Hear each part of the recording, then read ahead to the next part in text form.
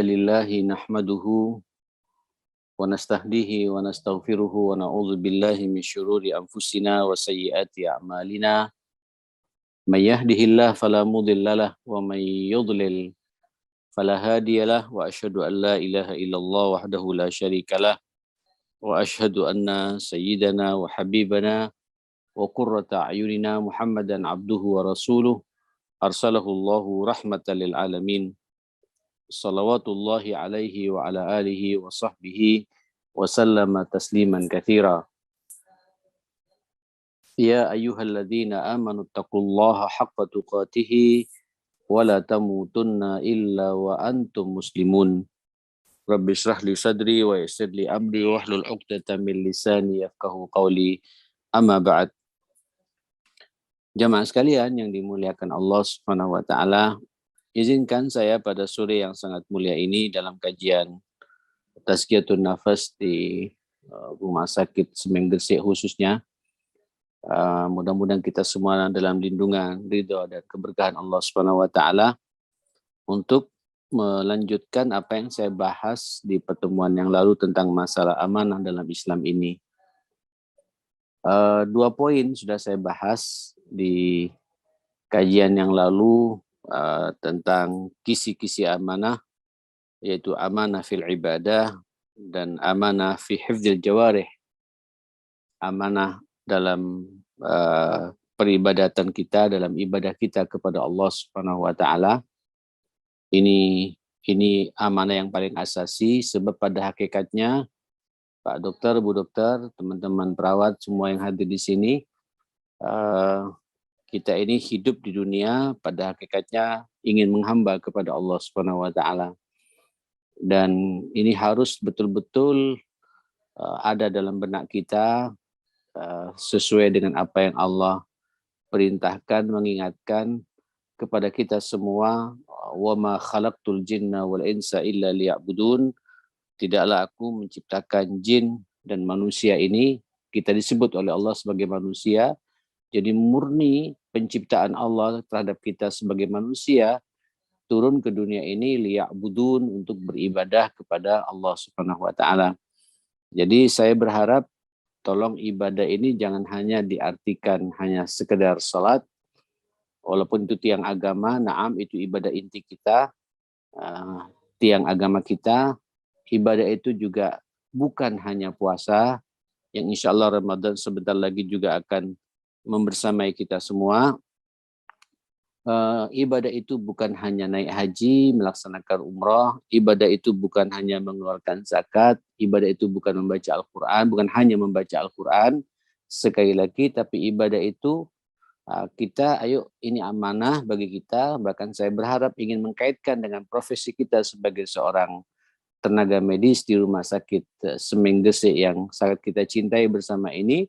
Ini adalah dalam rangka kita beribadah kepada Allah Subhanahu wa taala. Cuma memang para ulama-ulama kita ketika sudah masuk di bab yang satu ini sangat ditekankan memang bagaimana ibadah yang terkait dengan Allah Subhanahu wa taala. Sebab inti ibadah itu sendiri adalah penghambaan. Penghambaan yang sebenarnya itu adalah bagaimana kita bisa menyatu hati kita, pikiran kita, perasaan kita dengan Allah Subhanahu wa taala. Ini sudah saya bahas di pertemuan yang lalu, tidak perlu saya tekankan lagi, cuma saya ingin mengingatkan saja, saya kok tidak yakin amanah-amanah di rumah sakit ini akan bisa dilaksanakan dengan benar kalau amanah ibadah kita kepada Allah juga bermasalah. Ya, salah satu contoh yang saya sampaikan kemarin, kalau salat kita bermasalah, jangan harap amanah di rumah sakit juga akan tepat dan benar. Ya, kalau kita dalam interaksi kita dengan Al-Quran jauh sekali atau kita jarang membaca Al-Quran, jangan harap pula nanti kita akan bisa tumaknina, tenang menjalankan amanah di rumah sakit ini. Sebab Quran itu hidayah, Quran itu petunjuk, Quran itu rahmah, kasih sayang, Quran itu nur, cahaya dari Allah, Quran itu obat, Quran itu syifa, obat. Quran itu adalah yahdi lillatihi aqwam, bisa memberikan arahan petunjuk pada yang lebih lurus lagi kepada kita semua. Ini sudah saya bahas sebenarnya. Saya sekedar menyambungkan dengan materi berikutnya ini. Yang kedua ini juga sudah kita bahas, al-amanah fi hifdzil jawarih, amanah terhadap fisik kita ini, menjaga anggota tubuh kita ini. Ingat Pak, Ibu, para jamaah yang dimuliakan Allah Subhanahu wa taala, ya, tangan kita ini amanah. Halo. Ada yang masuk ini? Halo. Ya. Tangan kita amanah, kedua mata kita ini amanah, ya. Ayo, lisan kita ini amanah, kedua telinga kita ini amanah, akal pikiran kita, otak kita ini amanah. Maksimalkan semua itu untuk berada di garis yang diperintahkan oleh Allah Subhanahu wa taala. Ya, jalankan semua itu sesuai dengan porsinya, dengan tugasnya. Mata ini tidak akan melihat kecuali melihat apa yang diperbolehkan. Tentu dalam konteks kita di rumah sakit ini, mata ini akan banyak membaca, mempelajari, punya kepekaan untuk melihat mana pasien yang betul-betul harus didahulukan dan lain sebagainya. Telinga juga siap mendengarkan. Ya, dalam konteks rumah sakit ini keluhan-keluhan dari pasien-pasien yang ada dan lain sebagainya. Ya, ini amanah anggota tubuh kita. Sebab kalau tenaga medis sakit, tentu juga tidak akan maksimal, ya. Kemudian bisa mengawal untuk menyembuhkan orang-orang yang juga bermasalah di rumah sakit ini. Ini juga sudah saya bahas di pertemuan yang lalu. Maka izinkan saya menyampaikan tema amanah yang ketiga, al-amanah fil kalam. Masya Allah. Al-amanah, mohon maaf sebelum al-amanah fi hifzil wada'i. Amanah dalam menjaga barang titipan. Ya, titipan. Wada'i itu titipan. Ini rumah sakit wada'i. Amanah dari Allah Subhanahu wa taala. Ya, penataannya, ya. Kemudian alat-alat yang ada di rumah sakit, baik itu alat operasi, alat suntik, obat-obatan, ini adalah wada'i, amanah-amanah yang harus kita kawal, kita jaga, kita memperhatikan. Wahia al-amanah, dikatakan dalam kitab, juga sudah saya berikan ya PDF ini sebenarnya ke panitia di situ. Wahia al-amanah wa adahu li ashabiha indama yutlubunaha kama hiya. Ini amanah karena kita dalam konteks rumah sakit, obat-obatan, Pak Dokter, Bu Dokter, teman-teman perawat, tolong letakkan, berikan sesuai dengan amanahnya. Obat ini cocoknya untuk pasien ini, dan begitu seterusnya. Ya, ini adalah barang amanah, alat-alat medis, ya, apapun yang melekat dengan kita sebagai seorang dokter dan perawat, tolong dijaga. Ini adalah amanah dari yang amanah yang dipikul oleh kita semua. Dijaga kebersihannya dan lain sebagainya. Ya, dan lain sebagainya. Nah, jamaah sekalian, apalagi kita tahu lembaga kita ini, institusi kita, institusi sosial, institusi kemasyarakatan yang langsung menyentuh kepada orang-orang yang sering saya katakan, orang-orang yang sedang bermasalah, yang tidak stabil mentalnya, fisiknya, pikirannya, perasaannya, ya. Nah, mereka berharap dengan keberadaan rumah sakit kita ini untuk bisa jadi sembuh, dan kita diberi amanah oleh perusahaan, oleh institusi kita, ya, alat yang begitu canggih di sini, alat operasinya, ruang operasinya, apalagi jemaah sekalian tempat pemeriksaan pasien, kamar segala macam, kamar pasien yang kelas ini, semuanya ini amanah-amanah kita kawal bersama-sama, karena masing-masing kalau kita salah menempatkan, ya kita juga akan diminta pertanggungjawabannya oleh Allah Subhanahu wa taala. Jangankan kepada kita antara manusia, Pak, hatta kepada orang yang tidak sekeyakinan dengan kita. Ya, di saat kita kemudian diminta oleh Allah Subhanahu wa taala untuk menjalankan amanah ini dengan benar, cobalah lihat contoh yang terjadi di zaman Nabi sallallahu alaihi wasallam, khususnya Rasulullah sallallahu alaihi wasallam, sampai beliau sebelum diangkat menjadi nabi sudah mendapatkan julukan Al-Amin. Al-Amin itu maksudnya orang yang betul-betul menjaga amanah. Itu konon katanya Bapak Dokter, Bu Dokter, teman-teman sekalian, orang-orang kafir itu paling aman meletakkan emasnya, uangnya, barang-barang berharganya kepada Rasulullah. Walaupun mereka memusuhi secara akidah kepada Nabi Sallallahu Alaihi Wasallam. Ini unik juga. Ya, urusan keyakinan luar biasa. Tidak ketemu dengan Rasulullah. Tapi urusan meletakkan barang, menyimpan barang, ya, menitip barang, amanah betul langsung melaksanakannya. Nah, ketika Nabi kemudian tertekan dan harus hijrah ke Madinah, dia memanggil Ali bin Abi Thalib karramallahu wajhah, mantu beliau sekaligus sepupu beliau yang hidup satu rumah di bawah rumahnya Abu Talib, paman beliau ini, sallallahu alaihi wasallam radhiyallahu li Ali bin Abi Thalib. Jamaah sekalian, apa yang terjadi? Nabi mengatakan sebelum berangkat ke Madinah, tolong ya Ali, serahkan ini kepada fulan. Serahkan ini kepada fulan. Ya, karena kenapa? Ini bukan milik Nabi sallallahu alaihi wasallam. Walaupun dengan dia mengusir Nabi, padahal Nabi bisa saja untuk kemudian mengambil semua itu membawa lari. Dan sangat wajar sebenarnya menurut ukuran kita, karena Nabi akan meninggalkan rumahnya. Ya, meninggalkan keluarga besarnya. Firaran lidini, karena mempertahankan agama ini. Tiba-tiba harus begitu, tetap urusan muamalah harus dijalankan dengan benar, hatta kepada orang yang memusuhi kita. Maka diserahkan semua amanah-amanah titipan itu kepada yang memilikinya. Sama dalam konteks kita rumah sakit, jemaah sekalian, ya, rumah sakit ini wada'i, titipan. Ya, buat kita semua, antum telah dipercaya untuk mengawal amanah titipan ini, ya, dan apa yang ada dalam rumah sakit itu semuanya, ya, kamar operasinya, kamar pasien, apalagi jemaah sekalian, tempat pemeriksaan, ya, dan lain sebagainya. Pokoknya segala sesuatu yang terkait dengan rumah sakit ini adalah titipan dari Allah Subhanahu wa taala. Dan itu semua nanti akan dihisab, akan diminta pertanggungjawabannya oleh Allah Subhanahu wa taala. Baik, saya pikir cukup jelas lah ini. Masuk pada poin yang keempat, apa itu adalah al-amanah fil amal. Amanah dalam kerja, ya, amanah dalam pekerjaan, dalam amal kita. Saya selalu dan tidak pernah bosan-bosan menyampaikan bab yang satu ini, ya, ini amal jenengan, ini amal yang sangat-sangat mulia di mata Allah Subhanahu wa taala, pekerjaan yang sangat dicintai oleh Allah Subhanahu wa taala.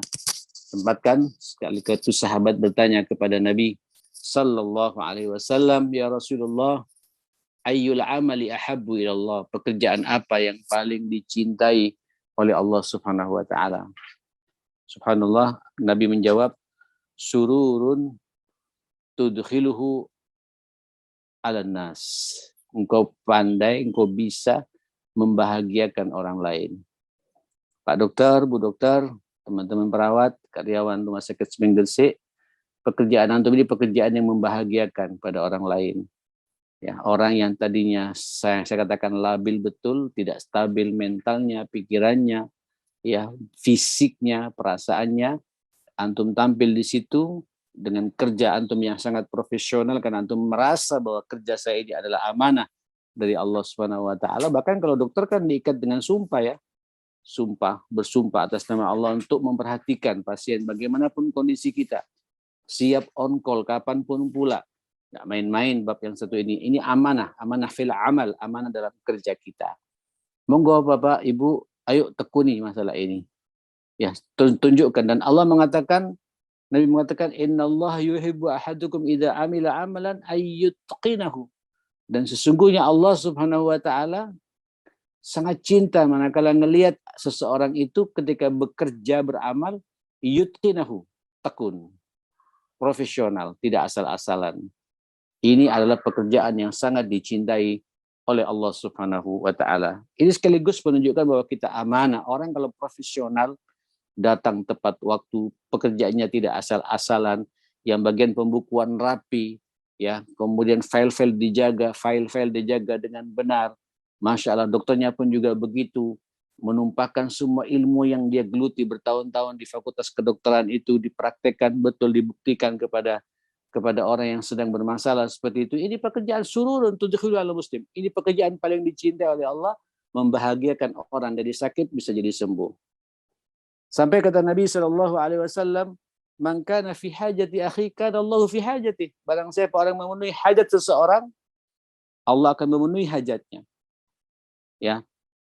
Wallahu fi aunil abdi maka abdu fi auni akhi. Allah akan menolong hambanya kalau hambanya itu suka menolong saudaranya yang lain. Luar biasa ini Bapak. Apa kata Nabi? Li'an amshi aqdi hajata akhi.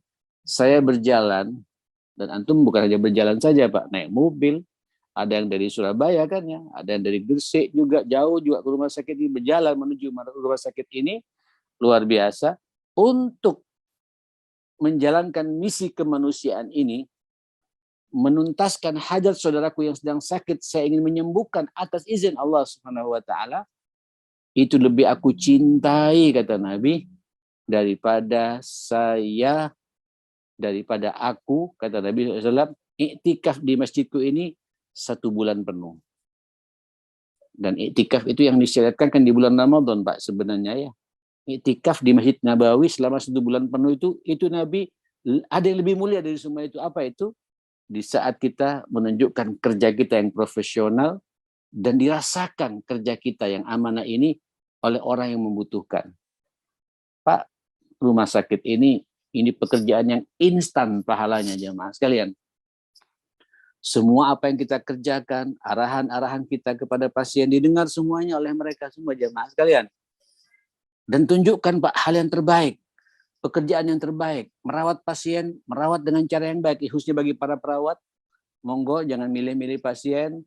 Ini saya paham kadang-kadang ada pasien yang suka bagi-bagi rezeki, ya, bagi-bagi kue.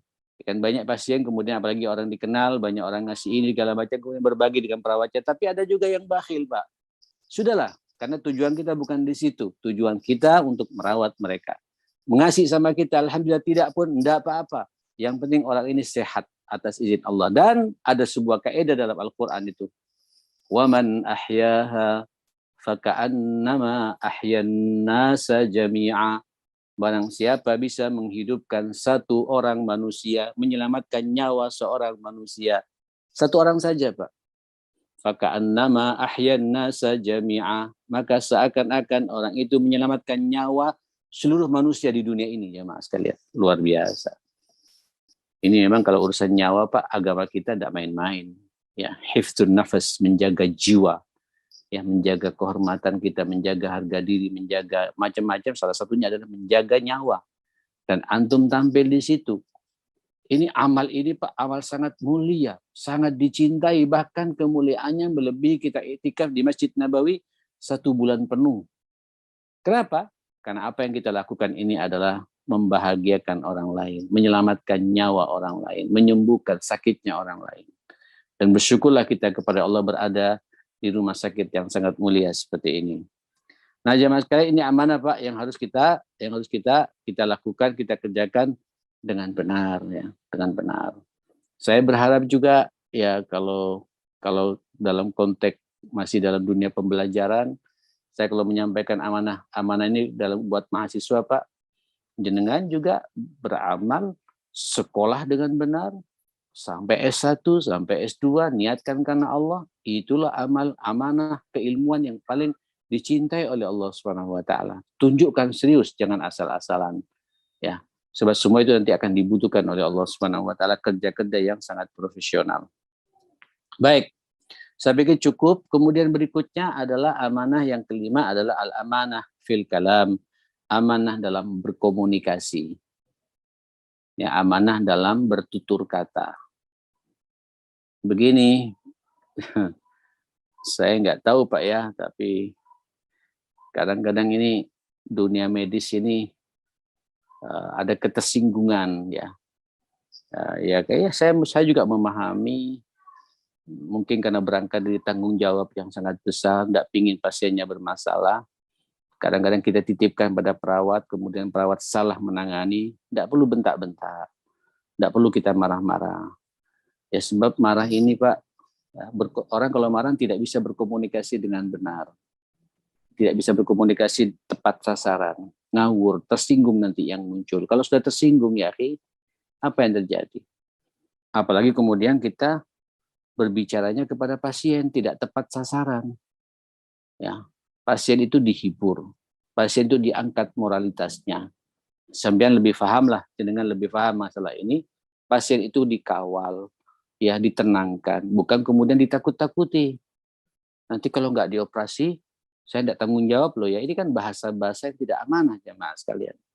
Ya, saya kalau tidak pakai obat ini, saya tidak tanggung jawab loh ya, dan lain sebagainya. Jaga komunikasi kita. Ini kalau dengan pasien, Pak, ya. Termasuk juga kesalahpahaman yang terjadi di kalangan kita. Hati-hati, rata-rata karena masalah pembicaraan kita pula ini, masalah mulut kita ini. Ini amanah, lisan ini amanah, akan diminta pertanggungjawabannya oleh Allah Subhanahu wa taala. Orang kalau memahami amanah dengan benar, dia tidak akan berbicara kecuali merasa bahwa pembicaraannya itu diridhoi oleh Allah Subhanahu wa taala. Orang kalau punya rasa amanah yang sangat tinggi, dia tidak akan berbicara kepada siapapun pula kecuali dia merasa betul bahwa apa yang dia bicarakan ada manfaatnya buat orang lain. Ada manfaatnya buat orang lain. Kalau tidak bisa, diam saja, Pak. Dan itu bahasa Nabi kepada kita. Bahkan dikaitkan cara komunikasi kita itu dengan masalah iman kita. Man kana yu'minu billahi wal yawmil akhir falyakul khairan. Barang siapa beriman kepada Allah dan punya orientasi akhirat, ingin masuk surganya Allah Subhanahu wa taala, hendaklah dia berkata-kata yang baik. Kalau tidak bisa, diam. Ini amanah, Pak. Diam itu amanah. Berbicara yang tepat sasaran itu amanah, jemaah sekalian. Ya, hati-hati, Pak, statement kita. Termasuk juga ketika kita mimpin rapat antar sesama dokter, manajemen segala macam. Hati-hati ungkapan-ungkapan yang baik untuk kita sampaikan. Sekarang ini kan sudah banyak, Pak, ya. Saya lihat ketika belajar ilmu manajemen, sekarang manajemen hati, Pak. Manajemen komunikasi itu manajemen yang menyemangati. Sudah tidak bisa lagi A, B, C, saklek-saklekan, kalau enggak marah, bentak, gebrak meja, itu tidak menyelesaikan masalah. Nah, orang yang amanah itu selalu menjaga bagaimana cara dia berkomunikasi. Maka wajar, salah satu nasihat Nabi ketika berbicara masalah takwa itu dikaitkan pula dengan masalah pembicaraan ini, komunikasi ini. A'udzubillahi minasyaitonir rajim. Ya ayyuhalladzina amanu ittaqullah. Masya Allah. Wahai orang-orang yang beriman, bertakwalah kalian kepada Allah. Bagaimana bentuk takwanya di sini? Wa qulu qawlan sadida. Berbicaralah dengan pembicaraan yang lurus, yang benar. Tidak ada ribah, tidak ada gunjing-menggunjing, tidak ada fitnah pembicaraannya itu. Pembicaranya juga tidak mengadu domba, tidak kasar, lembut. Qulu qawlan sadida, itu pembicaraan yang tepat sasaran. Sebelum berbicara dia tahu betul dengan siapa saya berbicara. Momennya tepat enggak kalau saya berbicara seperti ini? Apa dampaknya kalau saya berbicara seperti ini? Ya, bermanfaat tidak kalau saya berbicara seperti ini? Ada pertanyaan begitu, jamaah sekalian. Sehingga seorang muslim setiap dia berbicara itu selalu punya tanggung jawab. Allah mengatakan kan, wa may yalfidhu min qaulin illa ladaihi raqibun atid. Tidak keluar satu ungkapan, satu pembicaraan kecuali apa yang dia bicarakan semua itu akan dicatat oleh malaikat raqib dan malaikat atid. Jadi Pak, malaikat standby terus menerus untuk mencatat apa yang kita bicarakan ini, jamaah sekalian. Amanah, Pak. Makanya Rasulullah Sallallahu Alaihi Wasallam itu kalau berbicara tahu betul saya berbicara dengan siapa ini. Kalau berbicara dengan anak kecil, Nabi masuk ke dunia anak kecil, Pak. Kayak anak kecil juga. Dengan Hasan, dengan Husain, dengan Umair, dan lain sebagainya. Berbicara dengan ibu-ibu, Nabi pakai bahasa ibu-ibu. Tidak pakai bahasa bapak-bapak. Ya, berbicara dengan orang yang lebih senior, atasannya, pakai bahasa-bahasa yang penuh kemuliaan. Apalagi pada orang tua. Bagaimana cara yang ngepas? Termasuk juga berbicara kepada pasien, tahu Pak, kapan pasien ini siap untuk menerima omongan saya. Ya walaupun kalau saya menyampaikan ada kaget, tapi kapan saya harus menyampaikannya ini? Ditunggu, tahu betul jamaah sekalian. Ya.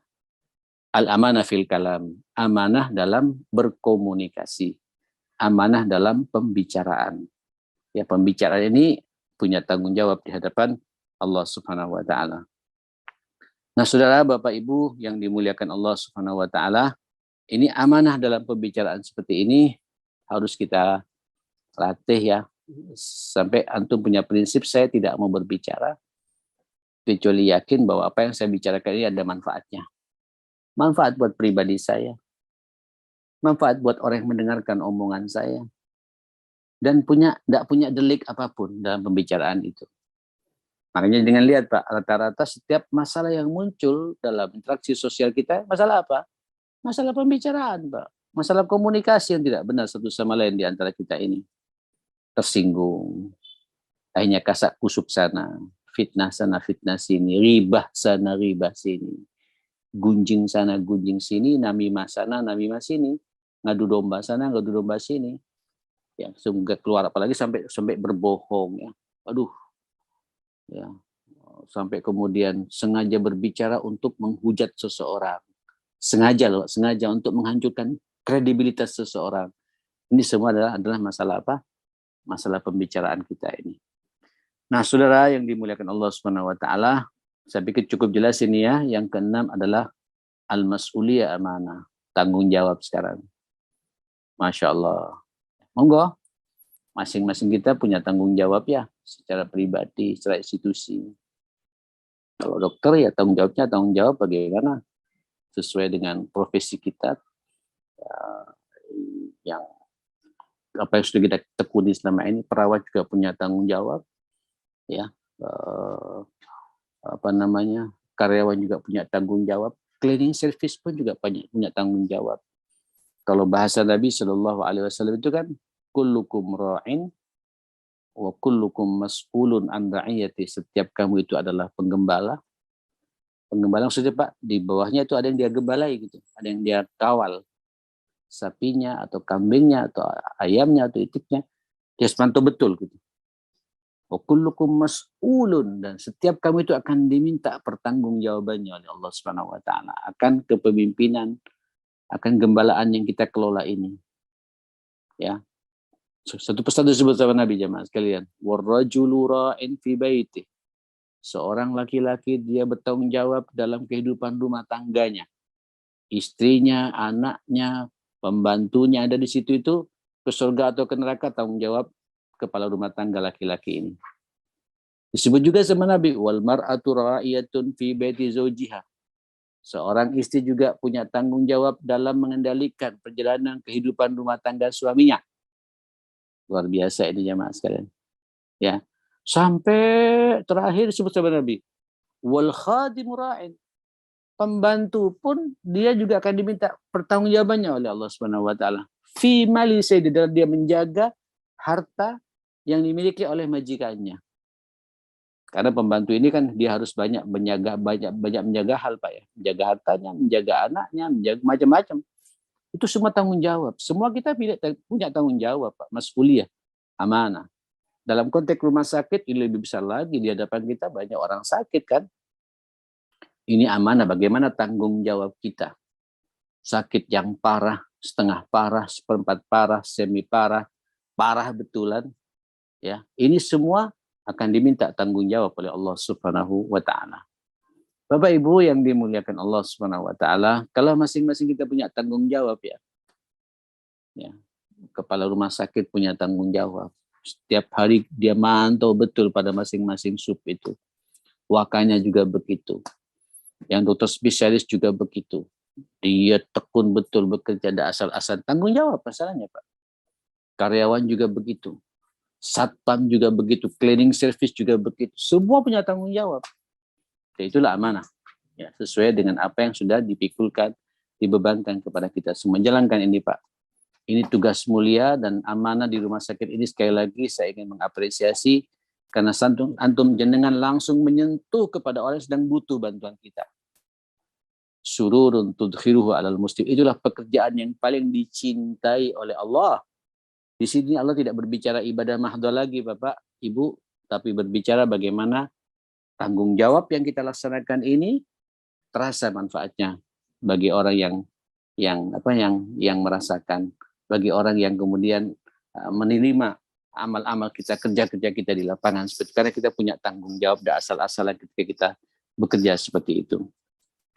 Bapak Ibu yang dimuliakan Allah Subhanahu wa taala, ini amanah, namanya amanah dalam tanggung jawab. Tanggung jawab itu adalah amanah. Amanah dalam tanggung jawab sesuai dengan beban yang sudah diberikan kepada kita. Silakan ya, sambil tinggal melihat apakah sudah menjalankan semuanya atau bagaimana. Ini semua akan diminta pertanggungjawabannya oleh Allah Subhanahu wa taala. Baik. Jamaah sekalian, berikutnya juga masih ada dua lagi yang ingin saya sampaikan, yaitu amanah fil bayyi, amanah fi hifdzil asrar, mohon maaf, amanah dalam menjaga rahasia. Begini, rahasia ini kan banyak ya. Ada rahasia yang kaitannya dengan masalah aib pribadi seseorang. Ada pula rahasia kalau dunia medis itu ada satu penyakit yang harus kita rahasiakan, tidak boleh orang tahu. Ya, ini rahasia medis namanya, kalau dengan lebih paham lah masalah-masalah seperti itu. Tolong jaga ini. Mungkin saya akan masuk juga rahasia medis sampai lebih paham. Fulan meninggal dunia karena penyakitnya, kalau dibuka aib. Ya, malu. Keluarga besarnya merasa malu nanti. Sampai tutup rapat-rapat. Ini amanah dari Allah Subhanahu wa taala. Ya, gimana ya? Contoh lah. Fulan meninggal karena AIDS. Ya, karena penyakit penular. AIDS ya. Atau karena narkoba. Fulan meninggal dalam kondisi mabuk. Gitu. Terus meninggal. Sampean tahu Pak, masih keluar busa dari mulutnya. Tutup rapat-rapat. Ini amanah. Menjaga rahasia. Tidak boleh kita buka-bukaan pada orang lain. Ya, ini hati-hati, dokter, perawat, tutup rapat-rapat, tidak boleh menceritakan kepada orang yang sedang ada. Ini kasihan kan, di akhir hayatnya dia akan berjumpa dengan Allah. Halo, halo, ada yang lewat nih Pak. Tutup rapat-rapat, rahasia-rahasia seperti itu tidak boleh cerita pada siapapun pula, biar dia ketemu dengan Allah. Nanti Allah punya cara untuk menyelesaikan dengan, insya Allah kita imbangi dengan doa-doa, mudah-mudahan diampuni oleh Allah Subhanahu wa taala. Nah, yang kedua adalah amanah asrar, amanah rahasia yang antara kita yang masih hidup. Begini Pak Dokter, Bu Dokter, teman-teman sekalian, kita ini manusia ya, bukan malaikat. Kita ini punya syahwat, punya keinginan. Mungkin saja ada di antara kita ini, dalam tanda petik ya, menyimpang. Yang kalau kemudian penyimpangannya kelihatan sama orang, akan malu yang bersangkutan. Justru di sinilah kita harus tampil. Ya, mendekat yang bersangkutan, berikan nasihat.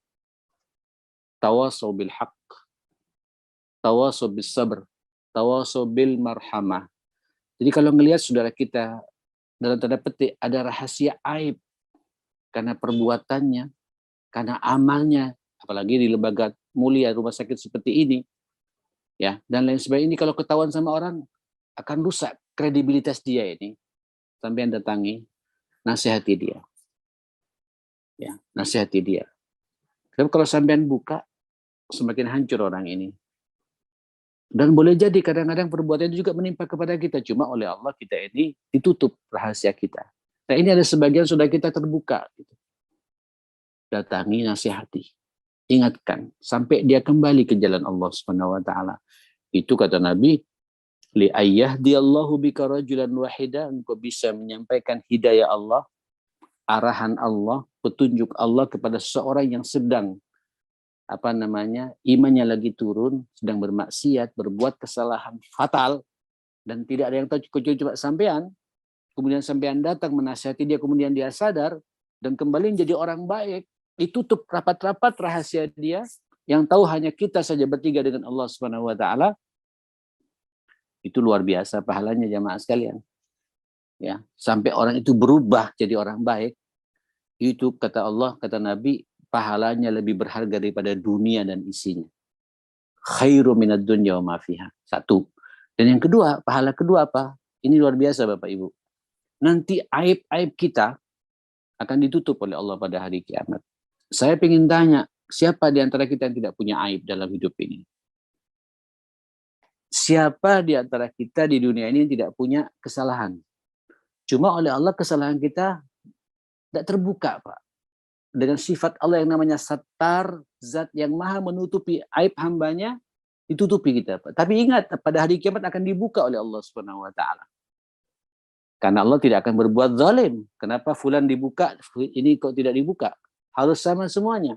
Tapi oleh Allah bagi kita manusia yang suka menutup aib saudaranya, nah ini amanah. Saya tidak pengen membuka aib ini. Tutup rapat-rapat. Satarahullahu yaumal qiyamah. Aib kita nanti pada hari kiamat akan ditutup rapat-rapat oleh Allah Subhanahu wa taala. Saya teringat dengan sebuah hadis Bapak Ibu. Nabi ketika menyampaikan hadis ini tertawa Nabi sampai kelihatan geraham Nabi. Senang sekali. Katanya dulu nanti Pak, bukan dulu nanti ya, pada hari kiamat ada beberapa orang ketika dipanggil yaumil mahsyar, Iqra kitabak, baca kitabmu. Kitab ini Pak adalah catatan harian dari mulai lahir sampai meninggal dunia. Gemeter orang ini jemaah sekalian. Takut, irtajafa, takut karena teringat dulu pernah berbuat begini, di rumah sakit dulu pernah saya ngambil pulpen, pernah ngambil alat medis, pernah begini, pernah korupsi. Tidak ada yang tahu. Itu kan nanti akan dibuka semua oleh Allah Subhanahu wa taala hari kiamat. Tapi kita punya kebiasaan Pak, setiap ada masalah, orang-orang bermasalah, aibnya ketahuan, yang tahu cuma kita diam. Tapi diamnya bukan diam pasif, diam yang aktif Pak. Mendatangi yang bersangkutan, menasihati yang bersangkutan, dan sampai tidak cerita pada siapapun pula, bahkan sampai mendoakan pada Allah, mudah-mudahan orang ini dibuka hidayahnya oleh Allah Subhanahu wa taala. Nah, orang seperti ini pada hari kiamat, ketika dia gemetar ingin berjumpa dengan, teringat dengan dosa-dosa masa lalunya, tapi ditutup oleh Allah. Dia teringat betul pernah sekali waktu di SMA pernah begini, di perguruan tinggi pernah begini, di kantor pernah begini. Dia merasakan dibuka semuanya. Tiba-tiba oleh Allah ditutup semuanya Pak, ditipek semua Pak catatannya itu. Catatan keburukannya di stabilo Pak, bukan stabilo, ditipek ya, dihapus. Allahu Akbar. Katanya Allah turun jemaah sekalian. Ya fulan, wahai fulan, limadza tajafta, kenapa engkau merasa gemetar, kok takut dan terperangah begitu, kaget, kenapa? Mengatakan si fulan ini Pak, orang ini, qala ya Rabb, ya Allah, ya Tuhan, fa'altu kada wa kada fi makani kada, aku pernah berbuat begini dan begini di tempat ini. Ini Pak dialog antara dia dengan Allah, tidak ada yang tahu, kata Nabi. Aku pernah berbuat begini, begini dan begini, itu dosa ya Allah. Kok tidak ada di sini? Saya dulu pernah begini, pernah begini, pernah begini. Kok tidak ada semua ini ya Allah? Kata Nabi, kata Allah Subhanahu wa taala, qala na'am syatabtuha li'annaka syatabta aurata akhi. Atau satartuha li'annaka satarta aurata akhi. Sengaja saya hapus, saya tutupi semua dosa-dosamu karena engkau di dunia suka menutup aib saudaramu. Masya Allah. Saya ulangi lagi, sengaja aku tutup, aku hapus semua dosa dan kesalahanmu karena engkau suka di dunia selalu menutup aib dan dosa dari saudara-saudaramu. Pak, Ibu, ini amanah bagi kita ya. Jadi kalau kita ngelihat saudara kita ada aib, ada masalah, ada rahasia, tutup rapat-rapat.